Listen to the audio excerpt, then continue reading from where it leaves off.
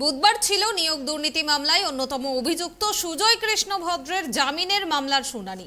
এদিন ইডির বিশেষ আদালতে তোলা হয় কালীঘাটের কাকুকে। আরও জিজ্ঞাসাবাদের জন্য সুজয় কৃষ্ণ ভদ্রকে 14 দিনের জেল হেফাজতে নেওয়ার আবেদন জানায় ইডি। পাশাপাশি জেল হেফাজতে থাকাকালীন সুজয় কৃষ্ণ ভদ্রকে সিসিটিভি কভারেজের মধ্যে রাখার আবেদনও জানানো হয় ইডির তরফে। এদিন কালীঘাটের কাকুকে 14 দিন অর্থাৎ 28শে জুন পর্যন্ত জেল হেফাজতের নির্দেশ দেয় ইডির বিশেষ আদালত। এছাড়াও এদিন সুজয় কৃষ্ণ ভদ্রের বিরুদ্ধে জমি ও টাকা আত্মসাতের অভিযোগ ওঠে। কোর্টে কালীঘাটের কাকুকে দেখে চোর চোর স্লোগান দিতে থাকেন প্রতারিত পৌর।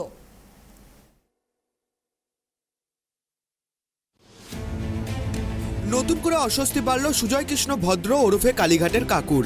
নিয়োগ দুর্নীতি মামলায় ইতিমধ্যেই তাকে গ্রেপ্তার করেছে ইডি। বুধবার ছিল সুজয় কৃষ্ণ ভদ্রের জামিনের মামলার শুনানি।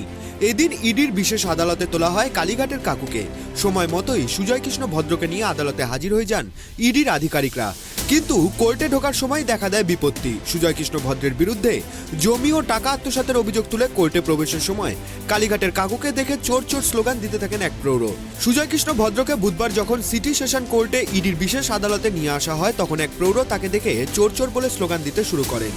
লেক গার্ডেন্সের বাসিন্দা ওই প্রৌঢ়ের নাম দিলীপ কুমার ঘোষ। তার দাবি 2020 সালে বেহালা 7 ও 14 নম্বর সিদ্ধিনাথ চ্যাটার্জি রোডের 26 ও 36 কাঠার দুটি জমি, যার বাজার মূল্য 4,80,00,000 টাকা, সুজয় কৃষ্ণ ভদ্রকে বিক্রির ক্ষেত্রে তিনি মধ্যস্থতা করেছিলেন। তার সঙ্গে ছিলেন সুজয় কৃষ্ণ ভদ্র ছোটবেলার বন্ধু প্রবীর সরকারও। দিলীপ কুমার ঘোষের অভিযোগ, ওই দুটি জমি বিক্রির জন্য মধ্যস্থতা করায় প্রথমে 20 লক্ষ ও পরে 12 লক্ষ টাকা দেওয়ার কথা বলেছিলেন সুজয় কৃষ্ণ ভদ্র, কিন্তু সেই টাকা তিনি এখনো পর্যন্ত দেননি বলে অভিযোগ। উল্টে টাকা চাইতে গেলে অভিষেক বন্দ্যোপাধ্যায়ের নাম করে তাকে সুজয় কৃষ্ণ ভদ্র হুমকি দিতেন বলে অভিযোগ করেছেন দিলীপ কুমার ঘোষ। থানায় অভিযোগ জানাতে গেলেও তা থানা গ্রহণ করেনি বলেও দাবি তার। গোটা বিষয়টি মুখ্যমন্ত্রীকে জানালেও কোনো সুরাহা হয়নি বলেই এদিন বিস্ফোরক অভিযোগ করেন দিলীপ কুমার ঘোষ। আমি জমির টাকা পাবো ওর কাছে 12 লাখ টাকা দিয়েছিলাম না, ওটা কাগজ অনেকদিন আগেই করেছি, তার পে করেছি জমির ব্যাপারে। হ্যাঁ, টাকা পাবো 12 লাখ টাকা। অভিষেক লোক আবার কি, ওর তো একটাই প্রভাব। হ্যাঁ, ওইটাই আমি এটাই দিয়ে দিয়েছি প্রকাশ থেকে আগে 4 বছর। আমার জমি নিয়েছে বেহালায়, হ্যাঁ, সব কিছু কাগজপত্র দিয়েছি, প্রকাশের কাছে করেছি। আমি এবিপি আনন্দে সব কিছু দিদিকে বলো করেছি, সব কিছু করেছি, চিঠি দিয়েছি ভাই, এসছি আবার কি, তারপর বাধ্য আমি ছবিয়ে গিয়ে ইডিকে জানিয়েছি।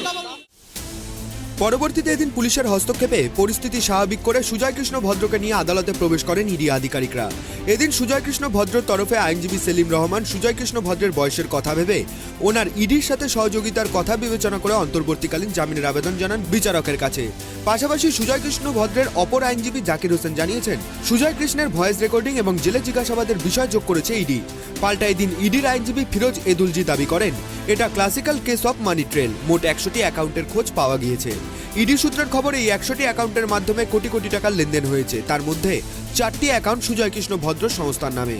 সুজয় কৃষ্ণ ভদ্রের সেই 4টি সংস্থা হল messrs wealth wizard private limited, messrs achieve private limited, messrs SG consultancy, messrs Nayanika enterprise.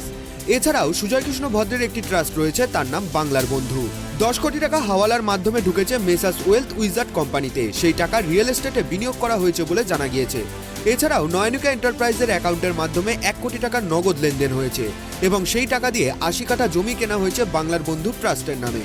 ইডির দাবি, সুজয় কৃষ্ণ ভদ্র ফোনে সিভিক ভলেন্টিয়ার রাহুল বেরাকে সমস্ত প্রমাণ মুছে ফেলার বা নষ্ট করে ফেলার নির্দেশ দিয়েছিলেন। তাই ওই ভয়েসের সঙ্গে সুজয় কৃষ্ণ ভদ্রর ভয়েস মিলিয়ে দেখতে ভয়েস টেস্টের জন্য এদিন আদালতে আবেদন জানায় ইডি। পাশাপাশি জেল হেফাজতে থাকাকালীন সুজয় কৃষ্ণ ভদ্রকে সিসিটিভি কভারেজের মধ্যে রাখার আবেদনও জানানো হয় ইডির তরফে। জিজ্ঞাসাবাদের জন্য সুজয় কৃষ্ণ ভদ্রের 14 দিনের জেল হেফাজতের আবেদন জানায় ইডি। সমস্ত দিক বিচার বিবেচনা করে এদিন নিয়োগ দুর্নীতি মামলায় অন্যতম অভিযুক্ত সুজয় কৃষ্ণ ভদ্র ওরফে কালীঘাটের কাকুকে 14 দিন অর্থাৎ 28শে জুন পর্যন্ত জেল হেফাজতের নির্দেশ দিয়েছে ইডির বিশেষ আদালত।